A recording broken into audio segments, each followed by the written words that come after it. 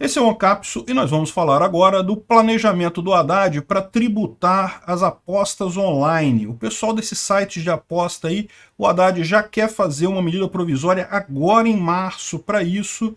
E vamos ver como é que ele está pretendendo fazer isso aqui, porque não responde um monte de questionamentos aqui, né? E além disso, você tem um outro problema, que é justamente a questão da reforma tributária como um todo, que não está sendo bem aceita por municípios. E também nós vamos falar aqui nesse segmento sobre a ideia do Lula de taxar os ricos para bancar o Bolsa Família. Será que vai funcionar isso? Vamos falar sobre essas coisas. Essa notícia foi sugerida por Heitor Silva, João Alves e várias outras pessoas. Obrigado aí ao pessoal que sugeriu a notícia, obrigado a você que está assistindo o nosso vídeo. Se você gosta do nosso conteúdo, por favor, deixe o seu like e se inscreva aqui no canal, né? Pois bem, olha só, como é que o Brasil estuda regularizar o setor de apostas esportivas, né? Então, estão querendo regulamentar as apostas esportivas exatamente porque, lógico, o Lula quer mamar, né? Quer muito dinheiro, então precisa muito petista querendo mamar nas boquinhas lá nas tetinhas do Estado, querendo leitinho, então tem que roubar mais da população, não tem jeito, né? E daí já inventaram um papo de que não, que tem que regulamentar a aposta online, porque a aposta online está num limbo jurídico e não sei o que lá. E aí, o que eles estão querendo falar aqui, o que eles estão querendo fazer aqui é, basicamente, criar um mecanismo de outorga. Então, o que é outorga? Para um sistema, um site desses aí, um Pixbet da vida, não sei quais esses nomes daí, Sporting Bets, não sei o que lá, para esses sites operarem aqui no Brasil, eles teriam que pagar uma taxa de um valor X, aí, segundo eles estão falando aqui, 30 milhões de reais, válidos por 5 anos. Então, durante esse período de 5 anos, eles estariam validados nessa outorga aí. Quem quiser operar é só pagar essa taxa uma vez só. Isso é um valor relativamente pequeno. Esses sites ganham muito dinheiro no final das contas, então para os sites isso não é grande problema. Na verdade, os sites gostam disso daí, sabe por quê? Porque isso tira os concorrentes pequenos. Toda regulamentação tem esse condão, né? Você privilegia os grandes sites e acaba impedindo o surgimento de sites menores. Então, no final das contas, a ideia do governo é justamente isso. Os empresários nem reclamam disso, eles pagam com gosto, porque sabem que no final das contas vão ser privilegiados. Como eles estão dizendo aqui, vai acabar ficando só 10% dos sites que atuam, só 10% dos sites de apostas vão continuar operando. Eles esperam que em torno de 70 e 100 empresas. Então essas 70 e 100 empresas agora, elas têm que pagar essa grana para o governo, mas agora são só elas, então não tem mais competidor pequeno, e aí, meu amigo, acabou, né? O preço vai subir, os custos vão subir desse pessoal. E aí, além disso, no Ministério fala-se entre 10% e 20% do valor do prêmio, sem nenhum tipo de isenção. Ou seja, você fez a sua fezinha, ganhou seu dinheiro, 10% é do Lula, meu amigo. Na sua sorte é o Haddad que fez isso daí, parte da sua sorte vem do Haddad, né? Enfim, então o que eles estão dizendo aqui é que justamente as empresas teriam um prazo de 6 meses para se adequar a essas regras. Segundo eles dizem aqui, isso é equivalente à regulamentação de outros países e coisa e tal. Embora o que eles não digam aqui é o problema do jogo dito fora do normal. Ou seja, qual que é o problema dessa história? Beleza, você regulamentou, você tem uma empresa que está prestando serviço aqui no Brasil de jogos online. Mas e os sites que não estão aqui no Brasil e que não quiserem se regulamentar aqui no Brasil, justamente para você ganhar mais, né? Por quê? No final das contas, 10 a 20% do valor do prêmio é uma coisa considerável, é um dinheiro bom isso daí, né? A pessoa que aposta vai acabar ganhando menos nos sites regulamentados pelo governo e poderia ganhar mais em sites não regulamentados.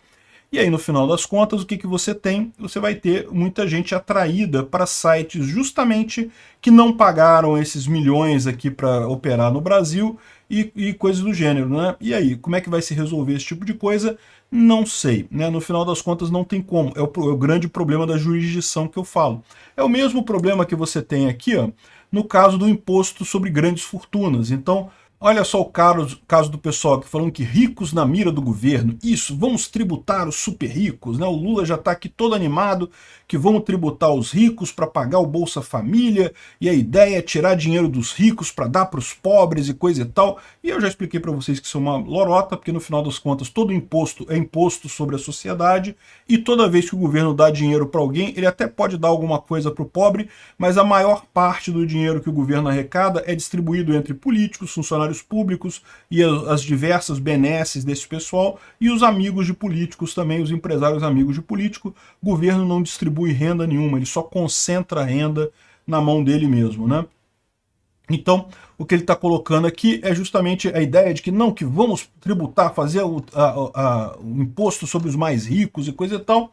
E a gente tem as experiências disso aqui. Lá nos Estados Unidos, o mapa da riqueza mudou. Califórnia está perdendo empresa o tempo todo, perdendo milionário o tempo todo. Por quê? Porque cobra essa taxa dos mais ricos, os mais ricos simplesmente saem da Califórnia. E não é só isso nos Estados Unidos, a gente viu isso acontecer na Espanha também. No final das contas, o investimento no país praticamente secou, diminuiu 32% justamente em questão, em vista das novas taxas de imposto sobre os mais ricos lá na Espanha. E, curiosamente, até aqui no Jornal da USP, olha que coisa, né? O pessoal explica por que taxar os super ricos e grandes fortunas não resolve o problema. É aquilo que eu falo para vocês. No final das contas, esse pessoal realmente tem muito dinheiro, mas eles são muito poucos. Então, no final das contas, o que o governo arrecada disso daí é muito pouca coisa. E aí, o que acaba acontecendo com esse imposto ao mais rico? Para o governo conseguir arrecadar legal, ele começa a classificar como mais rico qualquer pessoa que ganhe, sei lá, acima de R$2.000 por mês. Ou seja, é mais rico. Então tem que pagar, já está nos 10% da população que ganha mais do que 2 salários, então pronto, tem que pagar o imposto sobre grandes fortunas. Aí sim ele consegue arrecadar dinheiro. Então, só que aí no final das contas não é mais os mais ricos. Eles fazem essa propaganda sobre grandes fortunas, fazendo você imaginar que eles vão tributar o Jeff Bezos, o Elon Musk, né, ou aqui no Brasil, o Lima, o Luciano da Havan, e sei lá mais que, são as pessoas muito ricas mesmo lá no topo. E, na verdade, se fizerem isso, essas pessoas já são muito tributadas e não muda nada. Por quê? Porque elas são poucas pessoas. Então eles acabam sempre diminuindo e acaba pegando o que? A classe média. No final das contas, é a classe média que paga o imposto dos mais ricos, né? E aí é a mesma coisa que eu falo com vocês aqui da questão dos jogos, né? Os mais ricos, quando você tem esses impostos sobre os mais ricos, eles vazam do país. Eu tenho certeza que dentre os brasileiros tem muita gente burra, infelizmente, né?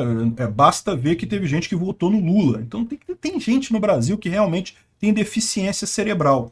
Então eu não duvido nada que o pessoal continue apostando em sites licenciados aqui do Brasil, achando que não, que eu estou protegido e coisa e tal, e na verdade está pagando um monte de dinheiro para o governo, sem na verdade ter benefício nenhum no final das contas, né?